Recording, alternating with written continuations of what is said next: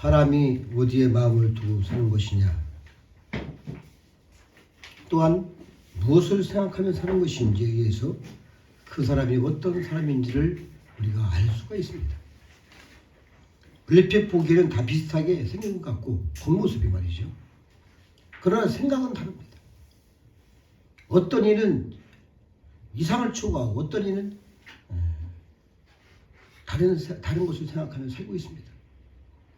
바로 여기 인생관, 세계관, 그리고 가치관이 다 있는 것이죠.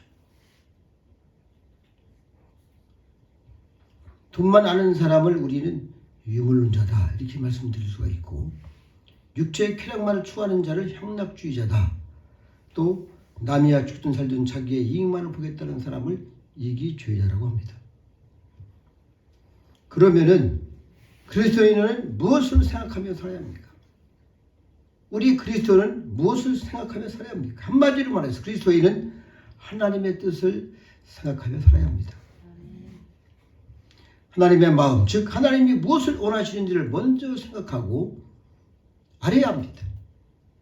이것이 제일 크고 중요하게 생각하는 것입니다.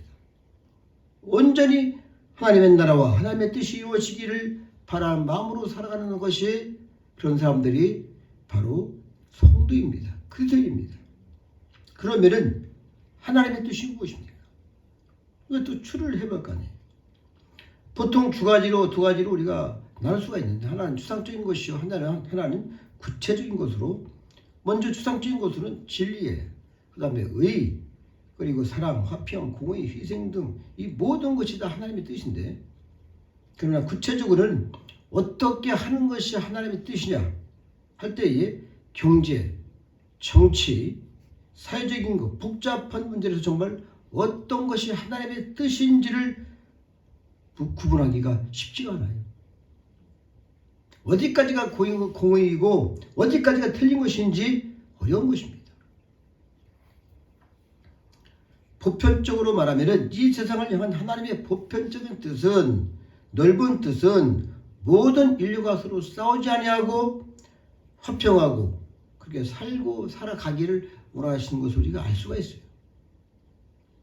이렇게 온 인류를 향해서 또한 온 역사를 향하신 하나님의 뜻이 무엇인지 생각할 수 있지만은, 문제는 저와 여러분의 자신들의 문제인 것입니다. 나 개인이 오늘 이 시간에 어떻게 하는 것이 하나님의 뜻이냐, 이것이 상당히 중요하죠. 하나님의 뜻은 주권적이요, 창조적이며 효과적입니다. 예외 없이 반드시 하나님의 뜻이 하면 성취가 되는 것입니다. 우리가 빌립보서 2장 13절 말씀 보면은 하나님께서는 자기의 기쁘신 뜻을 위하여 소원을 두고 행하신다는 말씀이 있습니다. 우리도 자녀를 낳을 때 그 아이에 대해서 우리가 부모들이 소원이 있어요. 이 아들은 목사가 되고 이 딸은 또 뭐 대통령이 된다든가 여러 가지 소원이 있을 수가 있어요. 그 소원에 합당한 양육도 못하고 또 원하는 결과를 얻기란 쉽지는 않지만 어쨌든 우리는 그러한 소망이 있습니다. 그렇죠? 자기 자녀에 대해서 소망이 없는 사람이 어디 있어요? 다 바람이 있죠. 그러나 우리는 자녀가 커서 이렇게 되어주고 하는 그 생각에 그치기 쉽지만은 하나님은 절대 그렇지 않습니다. 하나님의 뜻은 주권적이고 창조적이고 실제적이기에 반드시 그 뜻을 이루시는 겁니다. 이것이 인간하고 하나님과 틀린 거예요. 그 능력과 지혜와 사랑 안에서 반드시 하나님의 뜻을 뜻하시는 바를 이루시는 것이 바로 우리의 신앙 고백인 겁니다. 반드시 궁극적으로는 반드시 그걸 이루어주는 것이죠. 그래서 깊은 곳에서 신앙 고백이 나오는 거예요. 그러므로 우리가 여기서 다음과 같은 진리를 찾게 됩니다. 내 뜻과 하나님의 뜻이 다르다면은 언젠가는 내 뜻은 반드시 부정되어야 되고 버려야 됩니다. 인정하십니까? 네. 언젠가는 내 뜻을 완전히 버려야 하는 것이죠. 버린다는 것은 아픔이 있습니다. 그러나 은혜로우면은 아주 가볍고 행복한 것이죠. 정말 버려질 때에 나의 고집과 아집과 내 뜻, 내 이상을 추구하던 것을 싹 버려버리고 주님의 은혜로 들어올 때의 그 행복이란 것은 말로 이루말 수가 없죠. 하나님의 뜻이 반드시 이루어지기 위해서는 그 뜻과 반대되는 내 뜻을 언젠가는 우리가 부인되고 버려야 하는 것이죠. 그러므로 결론을 내리면 내 뜻을 하나님의 뜻에 맞춰야 한다는 것입니다. 하나님의 뜻과 반대되는 내 뜻과 고집한다는 것은 시간 낭비예요. 여러분, 하나님이 우리한테 질 것 같아요? 다시 말하자면 하나님의 뜻이 여기 있는데 이대로 살지 않고 반대로 살겠다 해도 언젠가는 완전히 두 손을 들고 후회하며 천부의지 없어 손 들고 오는 것이죠. 그것이 인간입니다. 하나님은 탕자가 돌아올 것을 이미 알고 계셨어요. 우리가 성경에 나오자, 그죠? 탕자도 결국 돌아왔습니다. 탕자는 그동안에 얼마나 많은 시간과 물질과 정력을 낭비했습니까? 그런 거로 하나님의 뜻은 반드시 이루어지기 때문에 하나님의 뜻과 내 뜻이 일치해야 한다는 것을 믿으시기 바랍니다. 솔직히 말해서 내 뜻을 하나님의 뜻에 맞춰가는 것이 지혜로운 겁니다.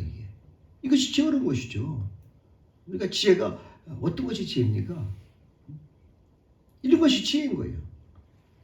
여기서 하나님의 뜻이 있는 줄 알면서 그 반대로 고집한다는 것은 정말 어리석은 것입니다. 어리석은 거예요. 언젠가는 탕자와 같이 거지처럼 불쌍하게 돌아와야 하기 때문입니다. 돌아올 때도 조금 더 빨리 돌아왔으면 좋겠는데 어느 사람들 보면 완전히 탈탈 다 털려서 이제는 앞으로도 가도 못하고 뒤로도 가도 못하고 그때서야 돌아와요. 난감할 때가 많습니다. 이제 남은 과제는 나를 향한 하나님의 뜻을 무엇이라는 것을 우리가 아는 것입니다. 우리를 향하신 하나님의 뜻은 바로 그 사랑 안에 계시가 되어 있어요. 십자가로 보증하시는 사랑이 있음을 우리는 압니다. 그렇죠? 그 뜻은 결코 우리를 어렵게 하고 괴롭히고 또 힘들게 할 것이 아니에요.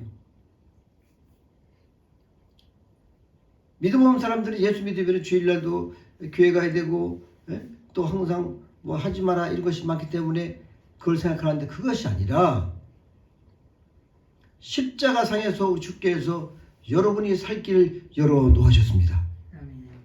우리 주께 친히 십자가에서 몸짓고 피 흘려서 그 길을 살 길을 활짝 열어놨어요. 사람이 율법을 위해 존재하는 것이나 율법이 사람을 위해서 있는 것입니다. 하나님의 법, 계명, 이 모든 것이 우리를 위해서 있다는 것을 여러분 기억하시기 바랍니다. 나를 위해서 있는 거예요. 내가 안전한 폭으로 천국으로 우리 주님께로 나갈 수 있는 그것을 말씀하신 것이 바로 하나님의 법이요 계명인 것입니다. 얼마나 큰 이것이 사랑입니까? 때로는 이해가 가지 않아요. 어리면 그렇지 않습니까? 아니 왜 하나님께서는 이것도 하지 마, 나 마음대로 좀 하게 놔두지, 왜 이렇게 나를 주일날 좀 푹이 좀 자고 그냥 밤새도록 놀다가 이렇게 하고 싶은데 말이지. 사람은 다 그래요. 보면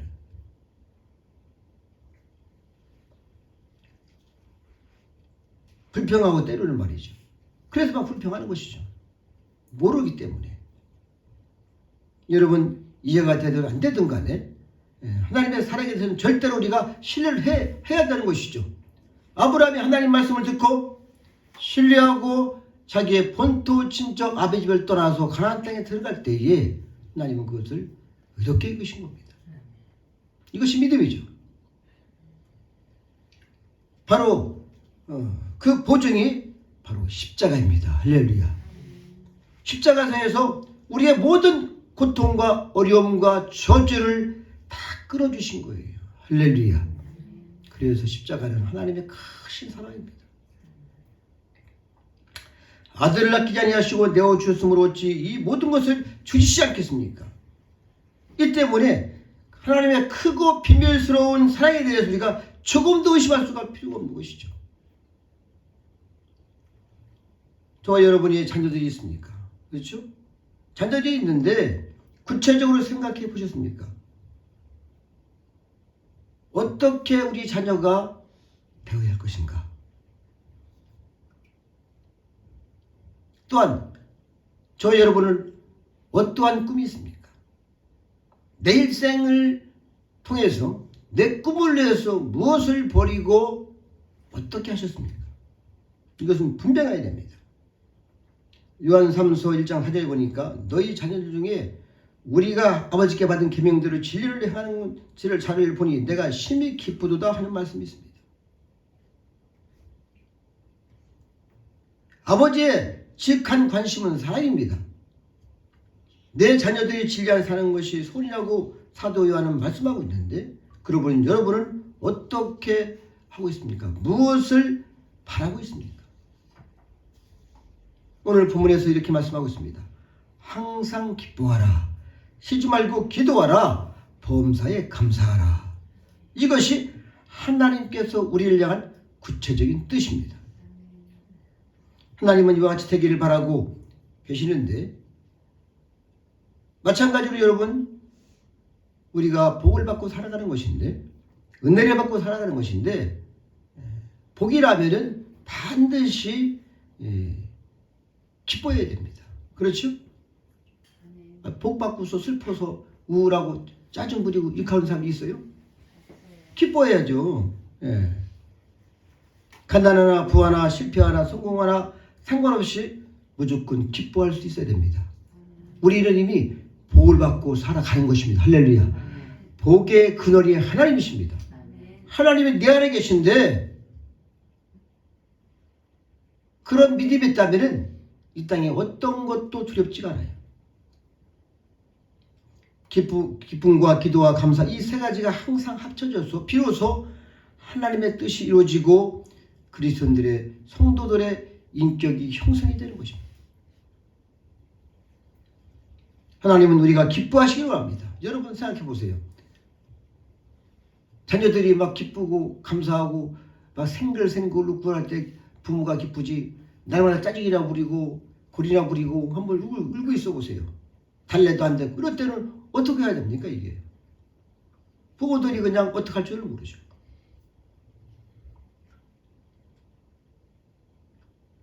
그래서 우리가 첫 번째 우리가 할 것은 뭐냐면, 성경은 반드시 이렇게 말씀하고 있어요. 애통하는 자가 복이 있다. 할렐루야. 애통의 눈물 뒤에 기쁨이 있겠습니다.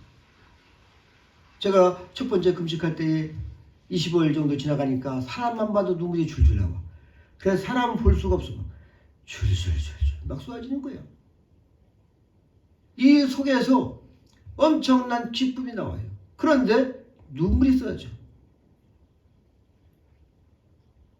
막개탄 담이 무너지고 죄를 지었던 사람이 회개하고 그 모든 맺혔던 것을 다 풀어지고 깨끗한 마음으로 통회하며 눈물을 흘릴 때 그 다음에 오는 기쁨, 이 기쁨이 참 기쁨입니다.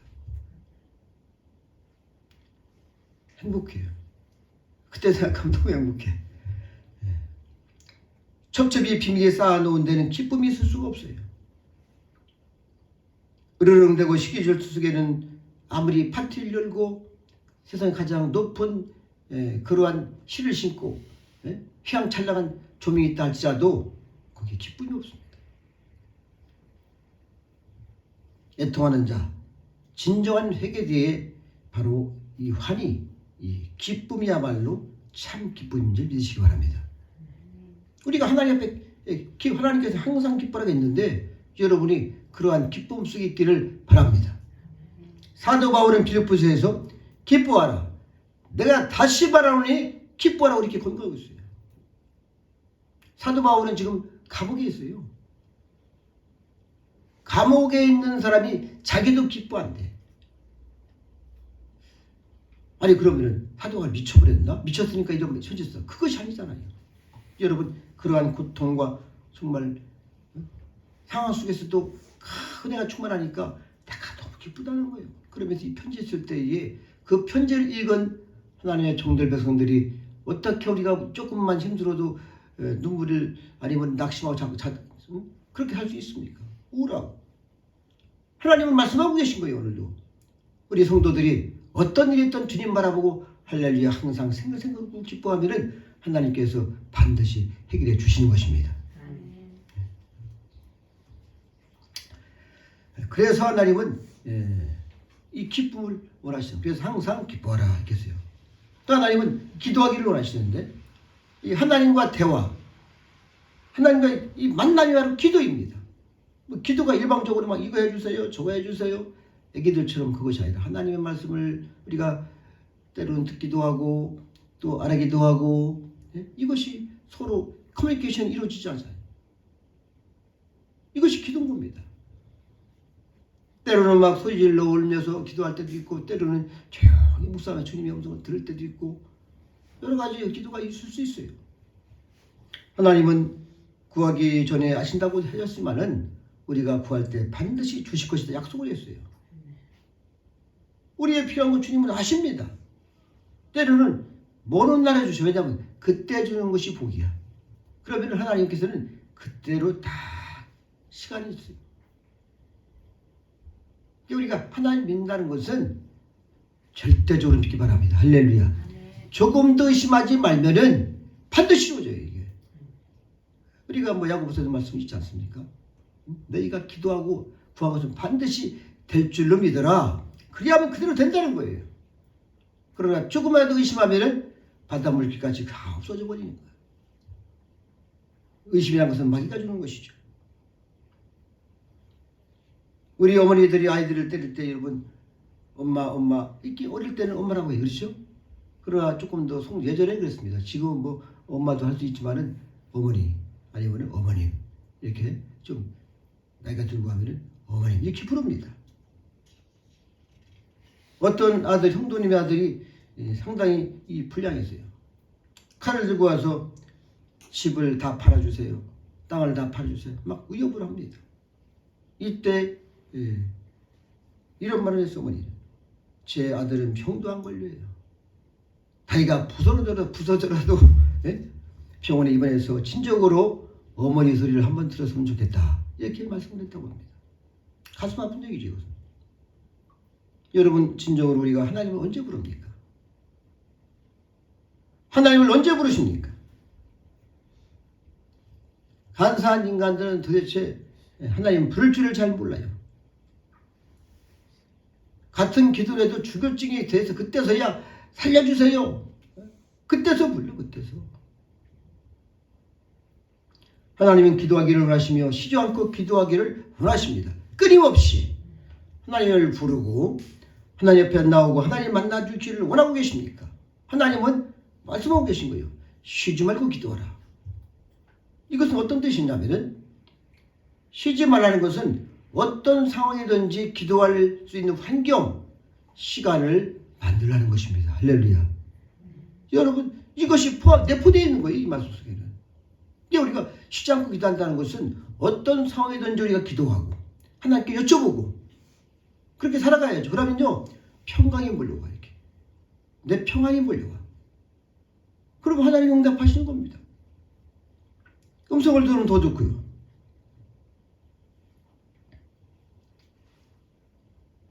주님께서는 내 이름을 부르라. 그러면 다 준다는 거예요. 얼마나 좋습니까? 바로 진실한 기도를 하시기 바랍니다. 할렐루야. 그래서 우리는 끊임없이 기도를 해야 되는데 조금만 주면은 그거 돈 쓰느냐고 나가서 안 들어와. 이렇게 되면 골치 아픈 거예요. 제가 이스라엘 역사를 보니까 조금 부하게 되고 잘 살게 되면은 이스라엘 백성들이 이상하게 다 타락이 되고 우상을 섬기고 그랬어요. 그러면 하나님께서 또 회초리를 들고 그러시죠? 이방을 들어 회초리를 들어서 이방을 들어서 치는 것이죠. 그러면 아비경이 되고 쩔쩔매 그때 불쌍히 여기시고 또 회개한다고 하면 또 돌이켜주시고 이렇게 한 것을 제가 볼 수가 있어요. 사사기에 그렇지 않습니까? 하나님과의 관계를 원하신다면, 바른 관계를 원하신다면은 우리는 항상 특별히 쉬지 말고 기도하시길 바랍니다. 할렐루야. 이것이 그 축복이에요. 그리고 마지막으로는 감사할 줄 알아요. 여러분 감사가 어떨 때 감사가 나옵니까?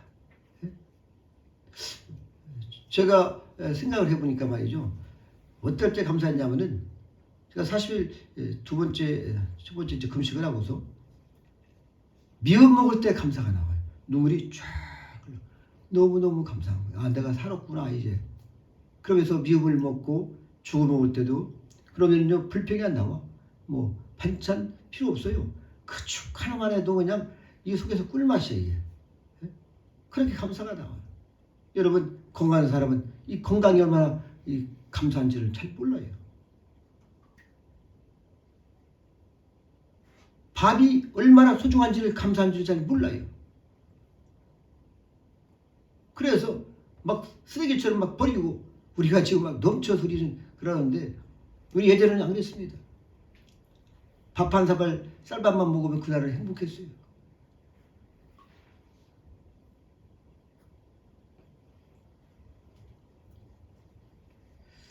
건강할 때 건강을 잘 지키시고 할렐루야 감사하시기 바랍니다. 우리가 먹고 살 때에 내 입으로 음식을 맛있게 먹을 때 감사하시기 바랍니다. 이게 항상 우리가 감사하게 들어오는 하는 겁니다. 하나님 정말 감사합니다. 그런 은혜가 있어야 감사가 나오는 것이죠. 항상 이렇게 우리가 잘 되고 평탄하고 막 특별히 뭐가 되고 그것이 아니라 평탄하게 살 때 감사하시기 바랍니다. 이것이 행복인 거예요. 우리 주님이 항상 그렇게 잔잔하게 간다면 얼마나 좋겠습니까? 여러분이 그 길 걸어간다면. 그래서 우리는 정말 이렇게 범사가 어떤 형태든지 우리가 감사하고 그렇게 살면은 하나님께서는 환경도 바꿔주시고 또한 우리의 자녀들도 바꿔주시고 나약길 열어주시는 것입니다.